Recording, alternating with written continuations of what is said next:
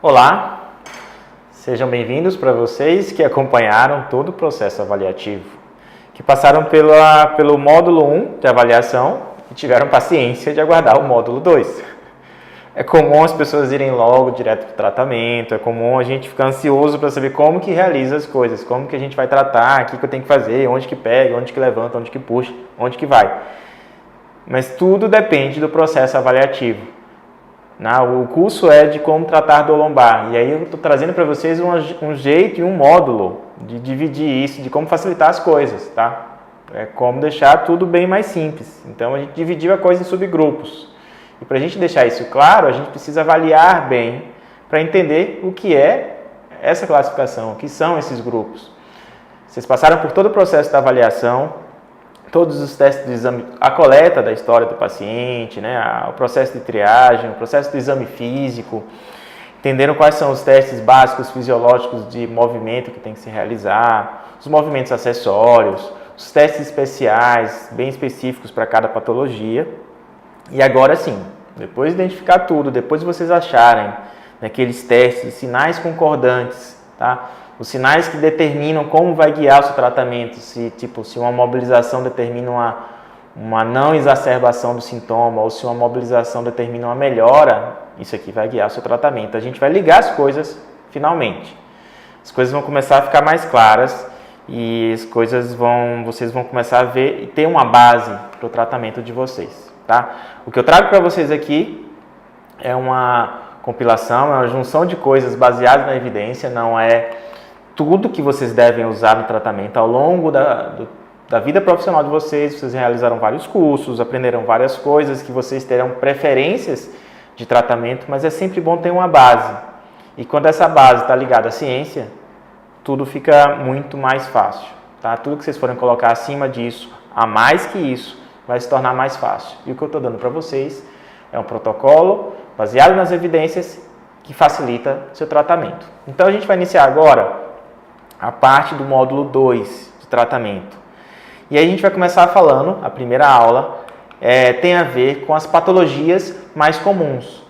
Quais são as queixas que teu paciente vai chegar, quais são esses sintomas, e de acordo com esses sintomas, de acordo com o processo avaliativo, vocês vão ter as patologias mais comuns. Vocês vão entender o que é uma hernia de disco, o que é uma espondilolistese, o que é uma espondilólise, o que é uma contratura muscular, identificar cada uma dessas coisas e tratar de acordo com essas patologias. Tá? A gente não faz o tudão, a gente não trata tudo, a gente não trata lombalgia, tá? A gente trata as coisas que levaram a essa lombalgia. Tá? A lombalgia é um diagnóstico geral, para quem conhece, tem até aquele Código Internacional das Doenças, o CID. Eu nunca gostei desse CID, nunca gostei dessa história do CID 54.1, lombocealtalgia, lombalgia, eu não decoro bem números, 54.1, 50.4, não importa essa decoreba, mas os diagnósticos de lombalgia, por exemplo, não são um diagnóstico diferencial, não é específico. É interessante a gente saber qual é realmente a lesão que acontece. E tenha certeza, na grande maioria das vezes, talvez por falha nossa, talvez por falha do processo avaliativo, e eu tenho certeza que em algum momento a gente passou por isso, vocês passaram por isso, eu passei por isso, da gente imaginar que um diagnóstico de imagem determina a lesão, ou que a gente imaginar que tudo que tem de dor lombar tem relação com a hernia de disco, por exemplo. Não, existem outras coisas, tá? E a gente vai falar agora, e o objetivo disso é reconhecer cada uma dessas patologias, as patologias mais frequentes que a gente observa na prática clínica, na prática da fisioterapia ortopédica. A gente vai compreender essas lesões, tá? Compreender a etiologia, de onde que vêm essas lesões, tá? O que acontece morfologicamente mesmo, tá? A estrutura, o que acontece? O osso vai para onde? Tá? A vértebra sobe, a vértebra desce, o disco vai para onde? O que desgasta? Entender realmente a etiologia da coisa e orientar a nossa prática, orientar o nosso atendimento de acordo com a etiologia. Orientar o nosso atendimento de acordo com o que aconteceu. Tá? O que vai provocar a melhora, o que vai provocar a cura. Tá? Esse é o objetivo básico dessa primeira aula. Tá bom? Então, a gente tem que pensar inicialmente no que a gente falou No processo de triagem, que é descartar as bandeiras vermelhas, a gente falou muito bem no processo avaliativo sobre elas, tenham total atenção, apesar de ser o mínimo, tá? O mínimo de coisas que vocês vão encontrar são as bandeiras vermelhas, é o mínimo, mas para aquela pessoa que tem a bandeira vermelha, aquilo é o máximo. Então, saber identificar é muito importante para poder orientar a pessoa para o tratamento correto. Então, são aqueles sinais e sintomas que a gente falou, tá? Das bandeiras vermelhas, que dentro do histórico do paciente e do exame físico, né, do exame inicial físico, podem direcionar uma disfunção ou uma patologia grave, que não faz parte do nosso escopo de tratamento, ok? E às vezes é identificado apenas como um achado clínico, aquela coisa que, tipo, não vai mudar nada o prognóstico do paciente, mas é interessante identificar esse achado clínico e vai, mesmo que não influencie o prognóstico, tá? Então, as bandeiras vermelhas, assim, as mais graves, as que a gente pensa logo, são as neoplasias, tá? As tumorações benignas ou malignas, mas as massas que ocupam espaço, que crescem no osso, na medula óssea, que ocupam espaço, que preenchem e empurram a medula, podem provocar um efeito mecânico. E sabe que isso, assim, dentro das patologias mecânicas da coluna, isso é o mínimo, é 0,7 segundo algumas pesquisas. Assim, é muito raro ter alguma estrutura que preenche espaço, mas é importante identificar. As neoplasias, as artrites inflamatórias também é bem menor a incidência. Entre elas a espondilite anquilosante, a artrite psoríatica, algumas síndromes que podem acontecer, processos inflamatórios que você vai indicar para o reumatologista, ele tem exames específicos, né, HBL, B27, exames específicos dentro da reumatologia que não faz parte do nosso tratamento, que é bom identificar para tratar. Tá? E essas bandeiras vermelhas, não dá para gente, não faz parte do nosso tratamento. Então, algumas bandeiras vermelhas como aneurisma de aorta, anomalias de bandeiras vermelhas pélvicas, né, como processos inflamatórios em próstata, renal, coisas viscerais, endometriose, nefrites, pielonefrites, inúmeras coisas viscerais que podem ser identificados nesse processo avaliativo, tá? Pancreatites, colites, problemas intestinais, divertículos, inúmeras coisas que não fazem parte do nosso tratamento, ok? Mas o que a gente vai tratar mesmo, principalmente hoje na parte de manipulações, exercício terapêutico, com relação aos processos de fortalecimento, estabilização de coluna, são as lesões, as dores lombares provenientes de lesões mecânicas, tá? Que é aquela dor lombar mecânica causada por uma estrutura. Tá? A prevalência dessas lesões quando acontece uma lesão dor lombar que não é por bandeiras vermelhas, que não é inespecífica, ela é de 97%, aí tem, a grande maioria são contraturas musculares, alguns autores falam em 70% dos casos, pessoas que têm espasmos musculares e que a gente invariavelmente vai atrás de exames de imagem e bota a culpa às vezes no exame de imagem, numa hérnia de disco, num bico de papagaio, mas o teu paciente chega com a queixa muscular. Então saiba que a grande maioria dos pacientes que vão chegar para vocês vão ter problemas musculares, tá? Mais do que os problemas de tecidos duros, ossos e coisas relacionadas a isso, tá bom? Pode ter, e aí vem as menores incidências, e é que a gente bota mais culpa, a hérnia de disco, tá? Síndromes facetárias são problemas mecânicos, problemas de atrito, problemas compressivos, mas não discais, compressivos articulares. É um estresse mecânico que gera uma inflamação, tá? As herniações discais, a redução do canal medular, que é a estenose, tá? Seja ela nos forames laterais ou mesmo no canal medular central, a estenose. As síndromes de fratura, síndromes causadas por lesões causadas por fratura, lesões osteoporóticas, por exemplo, o paciente tem osteoporose, tem achatamento vertebral, pode acontecer esse tipo de lesão mecânica gerando dor. Os deslizamentos vertebrais, tá? As espondilolistheses, cerca de 2% dos casos. Os traumas podem gerar fraturas, que podem gerar fissuras, tá? No corpo vertebral, no processo transverso, no processo espinhoso, traumas diretos, né? Pessoas que levam pancadas direto no osso, ou traumas indiretos, exemplo. Quem nunca viu aquela lesão do Neymar, por exemplo, né? Que ele estava jogando na Copa do Mundo e o rapaz bateu nas costas dele com o joelho e acredita-se muito que aquela lesão não foi a pancada do joelho, diretamente. Até porque a lesão foi no processo transverso. É muito comum um paciente que cai de alguma coisa, né? Ele ter um avulsionamento do processo transverso pela ação muscular. É bem comum em pessoas muito fortes, né? Musculatura muito preparada, o próprio músculo arrancar, avulsionar o osso. É uma fratura comum para esse tipo de paciente. Tá? Problemas congênitos, doenças congênitas adquiridas, a pessoa nasce com a doença, e problemas relacionados à degeneração óssea mesmo, a espondilólise, né? Que é a artrose óssea, que na grande maioria dos casos, a artrose da vértebra é um processo natural da idade. Podendo ou não gerar incômodo, podendo ou não gerar dor. Não significa que o diagnóstico de espondilólise esteja diretamente ligado com o sintoma. O sintoma do teu paciente diretamente ligado a isso. E é muito comum o paciente chegar com bastante idade, 60, 70, 80 anos, falar: mas eu tenho artrose nas vértebras. Assim, ele vai ter que ter artrose nas vértebras. Todo mundo acima de 70 anos tem artrose nas vértebras. Todo mundo tem ruga na pele, tem cabelo branco ou cai cabelo. É um processo natural do envelhecimento. Se não tiver, aí é ninja. Aí realmente é um caso à parte.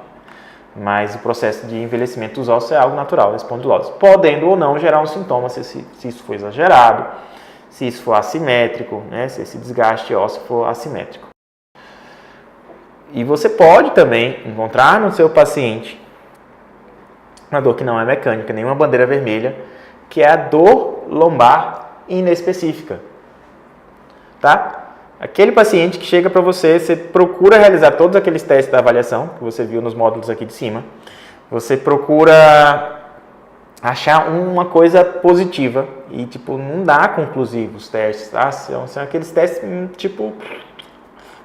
fraquinho, entendeu? Os resultados são fracos, não são palpáveis, não são maciços, não é aquela coisa que te dá confiança com relação ao diagnóstico ligado à lesão mecânica, tá? Não é uma coisa que você possa enfaticamente dizer: aquela lesão é isso, tá?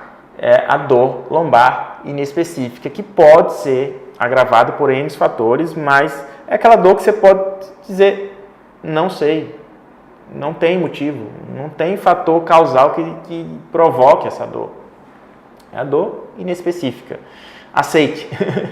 Mas não significa que você não tenha que tratar. Você vai atrás dos seus achados avaliativos e vai em cima deles para tratar as alterações, tá? De acordo com o processo de classificação que a gente vai mostrar mais na frente. Mas esse paciente com dor lombar inespecífica, na grande maioria dos casos, ainda tem um agravante, são os fatores psicossociais, biopsicossociais. Estresse, qualidade de vida, estilo de vida que essa pessoa leva pode agravar a percepção dessa dor ou a percepção do sintoma, seja ele uma dor irradiada, uma parestesia, uma falta de sensibilidade, pode ser agravada, acredite, pode ser agravada com fatores emocionais. Pode e acontece com uma certa frequência. Então, acredite que no seu processo avaliativo, um outro paciente vai ter dor lombar inespecífica. Não vai ser tudo tão pragmático como esse modelo de avaliação que a gente mostrou, como esse modelo de tratamento que a gente mostrou. Tá? Dentro de alguns processos avaliativos, alguns autores acreditam que 85% dos pacientes com dor lombar, sem bandeira vermelhas, com alguns achados suaves, não robustos, 85% desses pacientes estão classificados como dor lombar inespecífica, tá? Principalmente na atenção primária, seja ele, a paciente acabou de chegar, a primeira crise, e você não consegue identificar exatamente algumas coisas, paciente que tem recidiva também, dor lombar inespecífica, tá? como a gente falou, tem inúmeros fatores que podem agravar, fatores biopsicossociais, tá? O problema, inclusive a interpretação desse problema, inclusive como esse paciente vai sentir essa dor, como esse paciente vai, pode ser que a percepção para ele, o limiar de dor esteja alterado, graças a esses fatores biopsicossociais. O que é uma dor? Devido a uma lesão tecidual, nota 3 para mim, naquela escala de 0 a 10, escala visual de dor. O que é 3 para mim, para o paciente pode ser um 8, graças a esses outros fatores que podem agravar. A percepção da dor se altera. Tá? Então, isso atrapalha muito no processo tanto de avaliação como de tratamento. E até um caso interessante na paciente que ela sempre falava, quanto que é essa dor? E assim, com uma certa tranquilidade, com uma imagem, uma feição bem blasé mesmo assim, bem tranquila. Essa dor para mim é nota 9. 9? Mas assim, você fala uma dor nota 9, aí eu explico novamente. Olha, de 0 é sem dor. E 10 é o máximo de dor que você já sentiu na vida. Quanto que é essa dor para você? Essa dor é nota 9. Ela me incomoda muito. 9, quase 10. Falei, olha, se eu colocar para você aqui um tacho de óleo fervendo para fritar batata frita e você enfiar a mão dentro disso, quanto que é isso para você? Não, isso é absurdo. Isso para mim é mais que 10. Eu não, só de 0 a 10. Não, isso para mim é 10. Então, essa dor que você me conta, com esse ar bem tranquilo, um pouco de estresse, mas bem tranquila. Se você colocar a mão aí, isso é perto desse 10 aí, esse 9 está bem pertinho. Não, está bem distante, mas também você comparou com uma coisa muito agressiva. Mas é isso que eu quero pontuar, a percepção da dor, tá? Das pessoas às vezes ficam alteradas, o limiar fica alterado, a quantificação dessa dor fica alterada, graças também a fatores biopsicossociais, como estresse, por exemplo. Tá? E necessariamente essa pessoa não tem nada anatômico acontecendo, não necessariamente não tem uma lesão mecânica, um estresse físico, um atrito acontecendo ali. Okay? E aí, para essa coisa, você definir bem o que é bandeira vermelha, o que é dor lombar inespecífica, dentro das lesões mecânicas, o que é hernia de disco, o que é espondilolistese, o que é espondilólise, o que é lesão muscular, dentro desse processo, não esqueça do ritual. O ritual avaliativo é muito importante na definição desse processo. Não deixe passar nada, não interrompa o teu paciente, não interrompa o processo avaliativo dele, tá? Não pule etapas. A gente às vezes cai no erro de chegar ao paciente, principalmente com experiência. A experiência, em alguns casos, é uma merda. A experiência, em alguns casos, faz com que você direcione e fique tendencioso no diagnóstico. Não é assim, não pule etapas, tá? Vá direto no ponto. Encontre o que você tem que encontrar depois de todos os testes, mas não pule etapas. Respeite o processo avaliativo. Depois de realizar o processo avaliativo, você vai ter um diagnóstico diferencial, tá? Isso que é importante. E aí tem várias patologias, as mais comuns, como a gente falou, hérnias discais, processo de disco degenerativo, problemas de instabilidade, tá? Naqueles testes que a gente fez naqueles slides, quando o paciente tem muita instabilidade.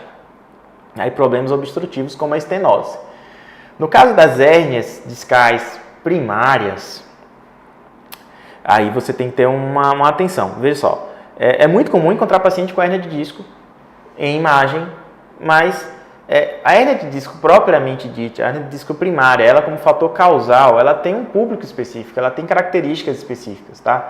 Essa hérnia de disco, que pode ser uma protrusão discal, uma extrusão ou um sequestro de disco, né? Um disco que foi deslocado completamente, o núcleo que foi deslocado, sequestro do núcleo, desculpa, o núcleo que foi deslocado completamente do disco, é algo que pode gerar alguns sintomas específicos, tá?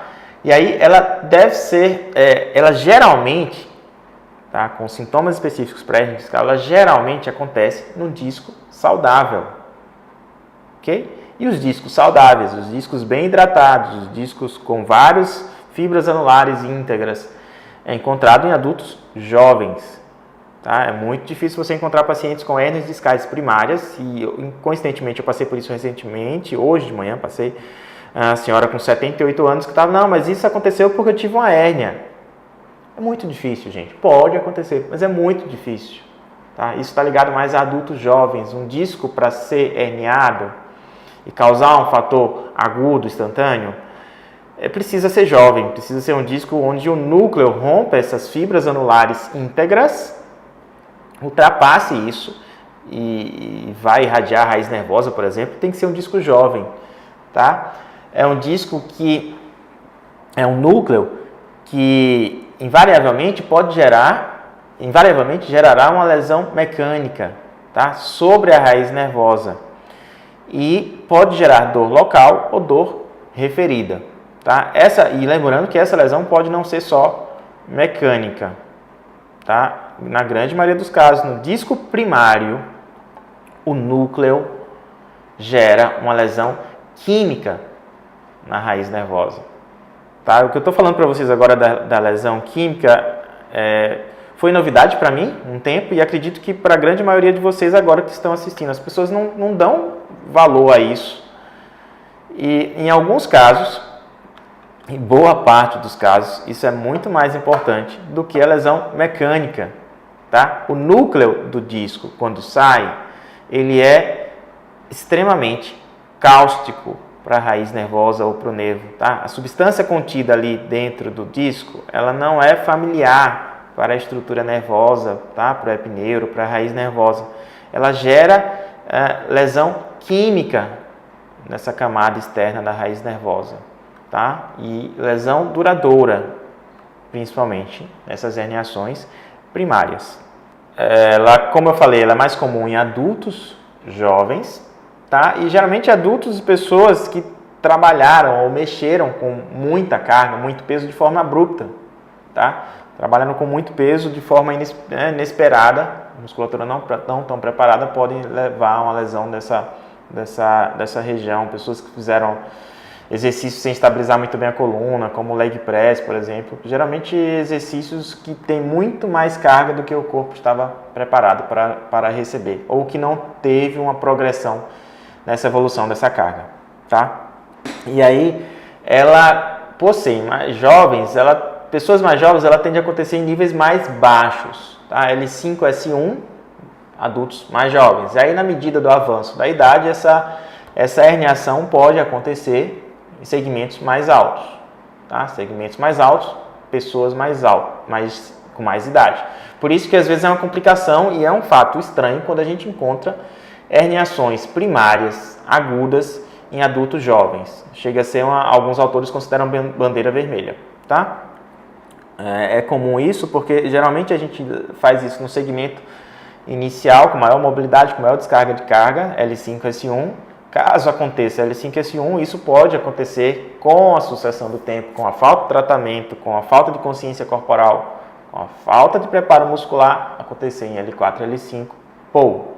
Acontecer em L3, L4, pou. E aí vai subindo, segmento por segmento. Tá? A gente tem uma estatística aqui, né? Esse autor colocou que L5, S1, pacientes com a média de idade de 44,1 anos, tá? Pacientes com L4, L5, 49,5, L3, L4, 59,5, L2, L3, 59,6. Tá? As características desse paciente de herniação discal primária é uma dor que na maioria dos casos segue para um lado só, tá? Podendo descer para o membro, e na minoria acontece dos dois lados. Bem mais complicado, bem mais difícil acontecer dos dois lados. A pessoa pode apresentar a radiculopatia, tá? Ou a dor irradiada. A radiculopatia necessariamente não é ligada só à dor, geralmente. A radiculopatia pode ter a dor ou não. E pode ter tudo junto, que é a dor. A pessoa pode ter sintomas de dormência, formigamento, alteração de reflexo. Isso está ligado à radiculopatia, tá? Alterações de reflexo, alterações de sensibilidade, alterações como dormência, parestesia, eu falei, e a dor. Tá? Todo esse processo de diminuição de força, isso está ligado à radiculopatia. O paciente pode não ter radiculopatia e ter só a dor irradiada na região, sem nenhum outro achado neurológico. Tá? Geralmente esse paciente vai ser positivo, esse paciente, na grande maioria, é positivo para o SLUP test, aquele teste que vocês viram na avaliação, e o teste da perna esticada, tá? A elevação da perna esticada. tá? Ele se incomoda, há uma irritação do local quando ele faz flexão anterior, né, do tronco, quando ele passa muito tempo sentado ou muito tempo em pé, e melhora depois que ele dá os primeiros passos. Ele mobiliza, melhora um pouquinho, o decúbito de lado, decúbito ventral, ele pode melhorar um pouco também, tá? E geralmente esses pacientes respondem bem às manobras de centralização, são os pacientes centralizadores. Tá? Algumas vezes você pode encontrar alguns achados como dor na região de glúteos, na região de nádegas, né? Pode causar uma alteração postural e uma disfunção também. Outra patologia bem comum são as degenerações discais. Tá? As degenerações discais, como você pode ver na imagem, ele é um disco mais envelhecido, tá? É um disco menos hidratado. É aquela imagem que quando você olha na ressonância, e não é o caso dessa imagem que vocês estão vendo aí, essa imagem aí, ela é uma foto, né, de uma peça anatômica de um cadáver, de uma parte de um cadáver, mas quando você olha na imagem da ressonância, você vê aquele disco escuro, aquele disco desidratado, é um disco degenerado, geralmente secundário, geralmente após uma herniação discal primária. O paciente já teve uma hernia de disco há muito tempo, tá?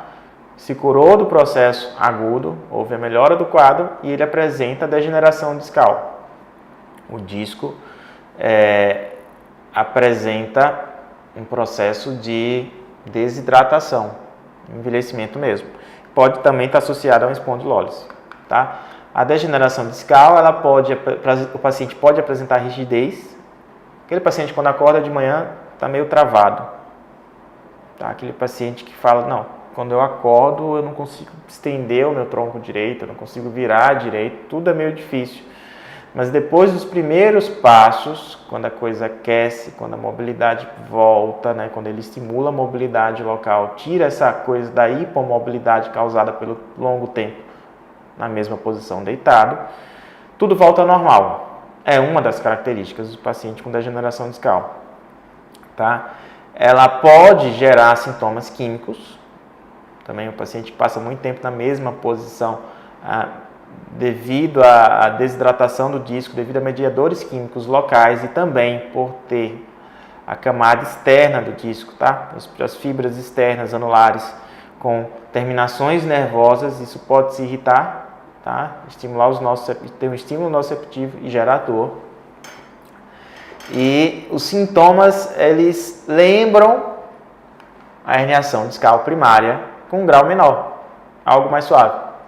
É algo que ele fala, olha, não tem mais o paciente fala, não tem mais aquela crise, eu não travo mais daquele jeito, não é. Lembra aquela dor, mas não é ela. Lembra aquela hérnia, mas não é ela. É o processo da degeneração do disco, tá? Pode gerar também dor referida para o membro lateral, para o lado, pode ser unilateral, mas com certeza com menor intensidade do que a herniação discal primária. Geralmente, ela tende a melhorar com atividade física. Ela tende a melhorar com alongamento. Os pacientes têm aquela coisa tipo, eu não posso sair de casa de manhã sem fazer os meus alongamentos. Tá? O problema é quando isso se torna repetitivo, ele não vai no fator causal. Então, a gente tem que avaliar direitinho para ver a origem dessa coisa e não ficar nessa dependência exclusiva de um movimento específico para tirar a dor. Um outro achado, uma outra patologia bem comum são as instabilidades vertebrais. Tá? Os pacientes que têm grande mobilidade entre uma vértebra e outra. Alterações de estabilidade nesse segmento. Tá? Os distúrbios de espondilolistese, né? Os distúrbios de deslizamento vertebral, são responsáveis em torno de 20 a 30% dos distúrbios lombares crônicos. Aquele paciente que já tem dor há muito tempo. E aí vem algumas suposições, alguns autores, porque com o tempo a dor mantida, repetida e adaptada por algum tempo gera perda de acionamento muscular, aquele paciente que perde a resistência a ficar muito tempo na mesma posição, tende a perder a ação muscular, a ação neuromuscular que aumenta a estabilidade da vértebra. Tá? Ela pode se apresentar de vários graus. Tá? Pacientes podem ter grau 1, grau 2, grau 3 e grau 4. Tá? Quando a gente fala que ele tem uma alteração de 0 a 25% do corpo vertebral da vértebra superior em relação ao inferior, quando ele desliza de 0 a 25%, a gente coloca como grau 1. Tá? De 25 a 50, grau 2, de 50 a 75%, grau 3, e aí por diante, tá? Até chegar ao grau 4. Uma coisa que as pesquisas mostram é que, necessariamente, o tamanho desse deslizamento, o quanto que essa vértebra sai do lugar, não está ligada diretamente à sintomatologia do paciente. E vocês podem ter passado por isso, eu passei por isso, como recém-formado, de encontrar paciente que com imagem radiológica, com grande deslizamento vertebral, eu falei, caramba, não posso mexer nesse paciente. Posso tocar nele, ele não pode se mexer, porque essa vértebra está na beirinha de causar um deslizamento, de cair. É aquela imagem, né? Aquele devaneio visual que as imagens anatômicas e radiológicas provocam com a nossa cabeça, mas a gente esquece que tem várias outras estruturas que estão estabilizando essa vértebra, tem todo um componente muscular que pode estabilizar isso. Então, não necessariamente o quanto que desliza está ligado ao dor do paciente. Em alguns casos, o paciente com leve deslizamento pode gerar um incômodo devido à irritação ligamentar, devido a essa instabilidade ser muito repetida. O paciente que passa muito tempo na posição, no tempo que ele está lá, a vértebra desliza e provoca uma alteração facetária, uma alteração química local. Então, não é exatamente com relação ao grau desse deslizamento, tá? Mas aí, de acordo com os testes que a gente fez, lembram dos deslizamentos, os glides direcionados aos deslizamentos pós-anteriores centrais, unilaterais, transversais. De acordo com aqueles achados, a gente vai direcionar o nosso tratamento. Tá? Geralmente, nesses casos, esses pacientes podem ser auxiliados com a radiologia, né? Você pode pedir para o paciente realizar um exame de imagem com flexão, raio-x dinâmico, flexão e extensão, para avaliar quanto que esse deslizamento acontece. Não uma foto estática de uma ressonância, por exemplo, de um raio-x em decúbito dorsal, por exemplo. Outro achado são as obstruções de canal medular ou de raiz nervosa, é quando tem uma diminuição desse canal mesmo, tá? Das raízes nervosas, né? No processo lateral do canal lateral ou central, provoca a estenose de canal. É algo mais comum em pessoas de mais idade. Tá? A estenose de canal, ela é um processo que em alguns casos vem acontecendo de forma silenciosa, onde o paciente não tem uma queixa aguda que fala, hoje aconteceu isso. Não, a coisa vem acontecendo e geralmente está ligada à diminuição de alguns sintomas, de alguns sinais neurológicos, diminuição de sensibilidade, diminuição de força, uma coisa que vem acontecendo aos poucos, tá? E, como eu falei antes, pode ser central, lateral e pode envolver o forame intervertebral do paciente, da coluna do paciente. O que realmente preocupa no caso da estenose, além do processo de obstrução que pode ser causada, essa redução desse espaço, desse canal, pode ser causada por várias, não significa que o paciente não tem outra patologia. Ele pode ter herniação, que gera aumento da estenose, né, diminuição do espaço. Ele pode ter espondilólise, né, pode ter uma degeneração óssea, com um osteófito, diminuindo esse espaço. Ele pode ter a listese, que pode mexer nesse espaço. O problema é quando isso se prolonga, a gente tem o processo de ossificação de alguns tecidos, como ligamentos. Tá? Quando esses tecidos ocorrem a ossificação, isso é uma complicação. Esse paciente pode reduzir drasticamente a sua qualidade de vida, como diminuição de força e de reflexos. Tá? Geralmente acontece em pessoas de mais idade, maiores de 60 anos, pessoas que têm um histórico de dor lombar por mais de 30 anos, tá? E geralmente o relatório é que essa pessoa tenha o sintoma bilateral, diminuição de força das duas pernas, diminuição de reflexo das duas pernas, raramente um lado só, mas pode acontecer. Tá? Ele vai ter desconforto, é aquela coisa que ele não consegue descrever, é um sintoma bem difícil do paciente explicar. O que você sente? é chato. É uma coisa nas minhas pernas chatas, é um incômodo, é um cansaço, é uma fraqueza, é um peso, algo que não é palpável, essa sintomatologia. Ela pode ser lateral ou central. Uma outra patologia são as radiculopatias lombares, que, como eu falei antes, elas estão ligadas com fatores muito, na grande maioria dos casos, mais do que a dor, apenas a dor. O paciente que tem irritação da raiz nervosa, seja ela por outros fatores, não só por herniação, como crescimento ósseo, listese, radiculopatias, seja ela fatores físicos, mecânicos e químicos, podem ter alterações geralmente neurológicas, como perda de sensibilidade, como diminuição de força também, e vários sinais associados com a radiculopatia. É uma coisa que você pode encontrar, tá? Requer estímulo mecânico e pode acontecer também por efeito de tensão, não só compressão radicular, não só a compressão da raiz nervosa, mas como tensão da raiz nervosa, tá? O deslizamento, por exemplo, vertebral pode estirar essa raiz nervosa, gerando sintomas semelhantes à compressão.